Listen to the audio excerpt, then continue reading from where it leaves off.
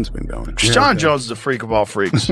Because Jon Jones beat Daniel Cormier when he was on coke. That was one of the funny things he said in the press conference for the rematch. Daniel was talking shit. He goes, "I beat you when I was on coke."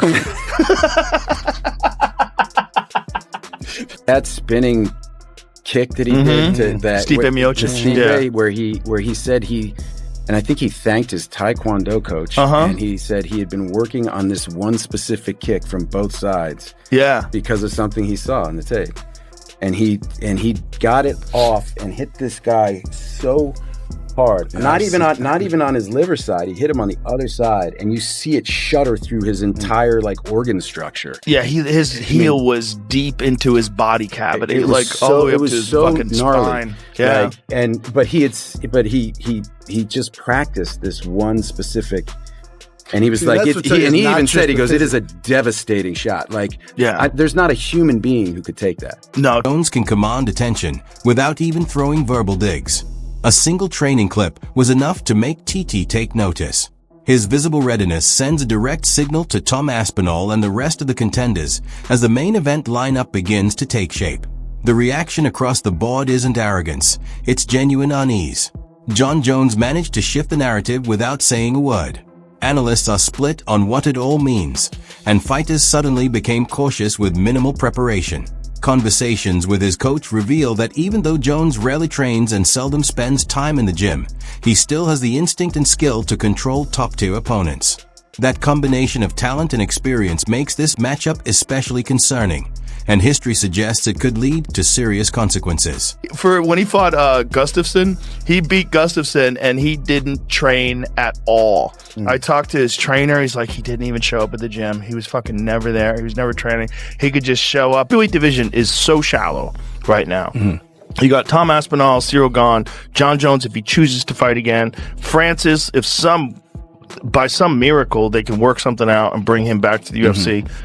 Other than that, there's no one compelling for like a championship caliber fighter. There's basically 4 or 5 guys on earth that are in this like championship caliber, Everything centers on Jon Jones.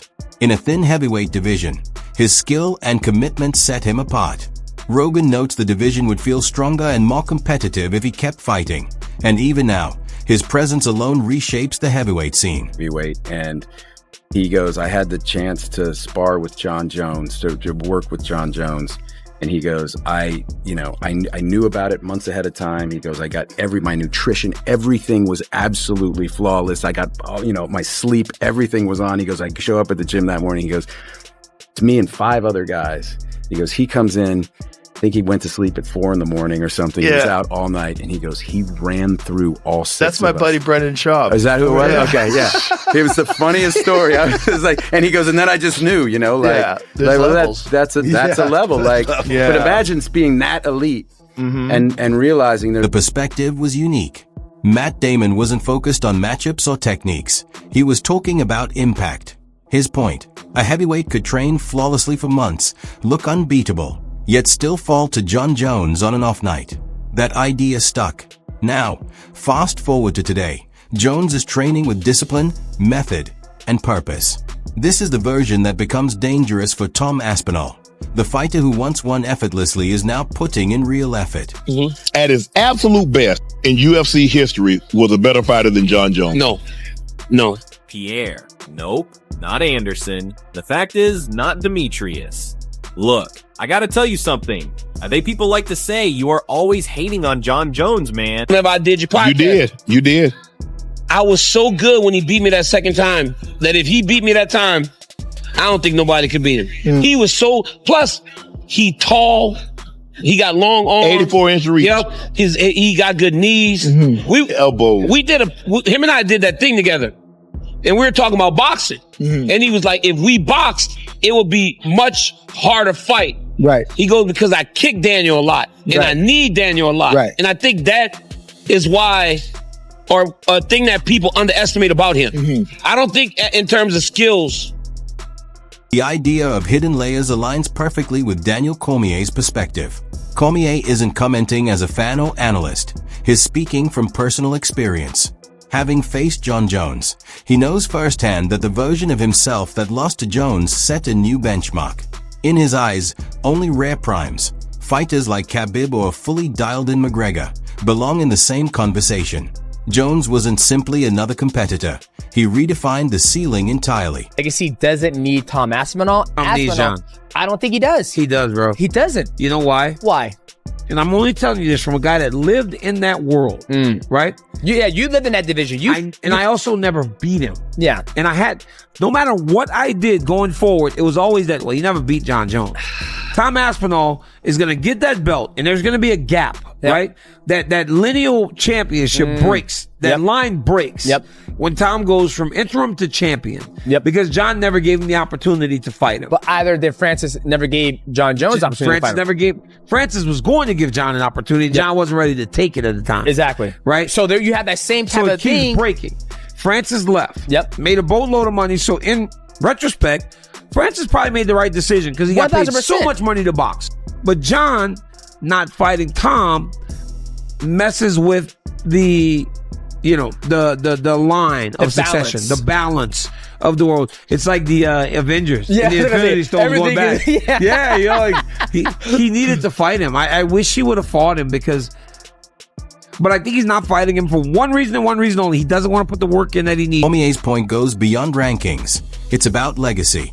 Unlike Demetrius Johnson, he believes Tom Aspinall's career will always carry a what-if as long as he hasn't faced Jon Jones. Even if Aspinall captures the title, Cormier argues a shadow will hang over that achievement. That unresolved challenge, the opportunity never granted, is what separates a great fighter from a legend. That's why he sees the White House card as the perfect stage. He compares this gap to an Avengers-level moment, a major clash that wouldn't just settle a championship. It would answer a question that has loomed over the division for years. Like, we can't be forever there, but if a young guy, maybe he could beat him, Jon Jones as well, but when you get older, it's different. But if you use Jon Jones, his young age, with anyone, bro, he gonna beat anyone. So and every day people getting older, I'm happy the guy's finished, he's legend and undefeated, and he's good picture for everyone, anyone, the guy becomes so crazy talent, so crazy hard worker, you can't be there if you don't work. Khabib sees Jones past his prime and Aspinall at his peak, ready to set a new standard, signaling the shift in the heavyweight division. Chimaev acknowledges both fighters' skills, noting Aspinall's resilience and Jones's unmatched legacy, while questioning if Jones could still handle a peak Aspinall. He's like immediately incapacitated. Immediately. He shut down. It's like he poked my eye and then he's like immediately, there's no like. He never tried to look. It was rag on the eye immediately. Dude, I would have been the silliest looking cat on national TV just trying. He didn't try. He didn't try. Same thing with Curtis Blaze. When he hurt his knee, there was no limping. There was no trying to get up. It was just like immediately. Burn my village. I can't go on. When he got tapped out with an ankle lock, there was no trying to fight his hands. There were no trying to. Jon Jones is blunt about Tom Aspinall, claiming that when Aspinall feels pain or takes damage, he quickly gives up, showing little effort or resistance. Jones points to moments like an eye poke, a knee injury, and being caught in an ankle lock where Aspinall didn't fight back. In Jones's eyes, these reactions make Aspinall appear vulnerable, almost like an easy target. Inside Jones would likely exploit if they ever faced each other. You know that's not true, okay? But he's not overrated. He hasn't got a simple game. The man's a well-rounded mixed martial artist. He started doing jiu-jitsu when he was 16 years old. And I'm not trying to do another video here defending Tom Aspinall or taking Tom's side over Jon Jones. That's not what I'm doing here. I'm just calling out the facts like I see it. When you look at Tom Aspinall's record, 15 wins, 12 knockouts, 3 submissions. So he's finished off. He's like immediately incapacitated. Immediately. He shut down. It's like he poked my eye and then he's like immediately, there's no like. He never tried to look. It was rag on the eye immediately. Dude, I would have been the silliest looking cat on national TV just trying. He didn't try. He didn't try. Same thing with Curtis Blaze. When he hurt his knee, there was no limping. There was no trying to get up. It was just like immediately. Burn my village. I can't go on. When he got tapped out with an ankle lock, There was no trying to fight his hands. There were no trying to... Michael Bisping responds to Jones's claim by emphasizing that Tom Aspinall is far from one-dimensional. Aspinall has trained in jiu-jitsu since age 16, and his record reflects his versatility. 15 wins, including 12 knockouts and 3 submissions. Every fight ends decisively, and the submissions show his confident on the ground.